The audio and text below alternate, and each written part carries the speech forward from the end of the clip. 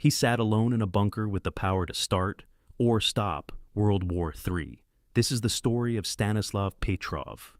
It's September 26th, 1983.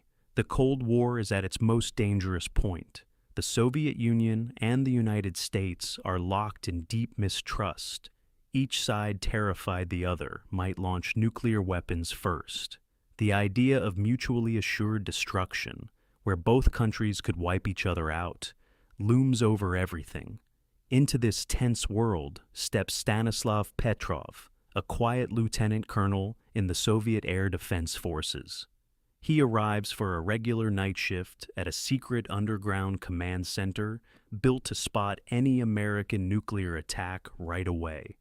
He sits down at his desk, not knowing that this ordinary night will make him the last hope for the entire planet. The place is called Serpukhov 15, a huge hidden military base just outside Moscow.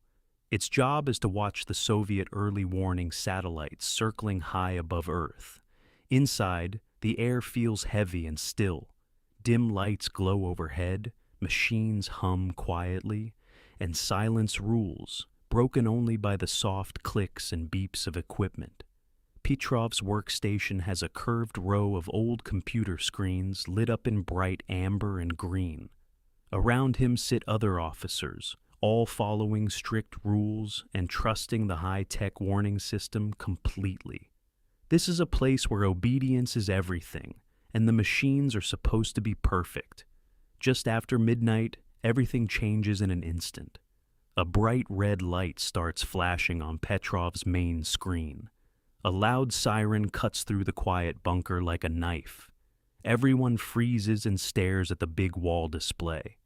A map of the United States has turned red. The words appear clearly. Launch detected. The satellite data says one American intercontinental ballistic missile is heading straight for the Soviet Union. The computer is tracking its path, and a countdown has already begun. The whole room feels frozen in shock and fear. The panic builds fast. Within minutes, the system shows a second missile launch, then a third, a fourth, and finally, a fifth. 5 American CBMs are supposedly on their way to destroy parts of the Soviet homeland. Soviet rules are clear. Petrov has only about 10 minutes to confirm if the attack is real and report it up the chain of command. If he confirms it, the Soviet leaders will almost certainly order a massive counterattack right away, launching their own missiles before the American ones hit.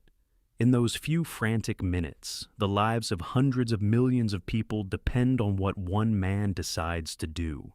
As the alarms keep screaming and his fellow officers push him to report the attack, Petrov pauses.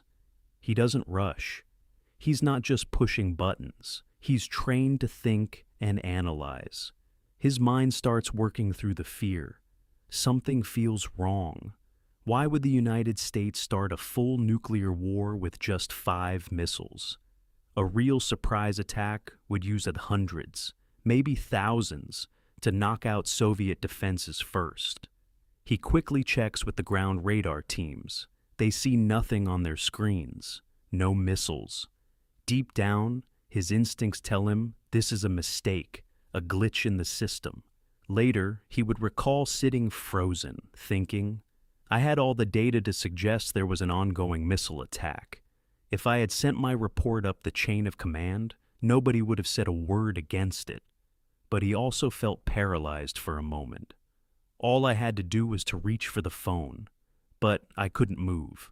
I felt as if I was sitting on a hot frying pan. With his superiors shouting and the pressure crushing him, Petrov makes his choice. He picks up the special phone and calls the headquarters officer on duty. Instead of confirming a real attack, he says calmly, "This is a false alarm. It's a computer malfunction. This is a huge risk. He's going against the rules. If he's wrong, the Soviet Union could be hit without fighting back. If he's right, he's just stopped the end of the world." He later explained his thinking. I knew perfectly well that nobody would be able to correct my mistake if I had made one. Millions would die. That would be it. My mistake would kill people. Lots of them. The next 10 minutes drag on in total silence. Everyone waits. The time when the missiles should have struck passes. Nothing happens, no explosions. The world is still here. Later investigations uncovered the simple, almost embarrassing truth. The Soviet Oko satellite system had seen sunlight bouncing off high clouds in just the right way. Because of the season and the satellite's orbits, and mistaken those bright reflections for the hot exhaust of missile launches, the whole high-tech warning network had failed. Petrov wasn't celebrated as a hero. Instead, he got in trouble for not filling out paperwork perfectly during the crisis, and he was quietly pushed aside in his career. He retired without fanfare and never chased recognition. When people later called him a hero, he brushed it off humbly. I was literally just doing my job. And when his wife asked what happened that night, he simply told her, "Nothing. I did nothing." Yet his story lives on as a powerful reminder. Sometimes real courage means daring to doubt the machines and trusting your own judgment when everything is on the line.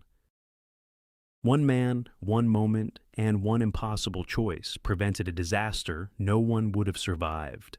Stanislav Petrov chose reason over fear, and the world kept turning because of it. His quiet bravery echoes far beyond that bunker.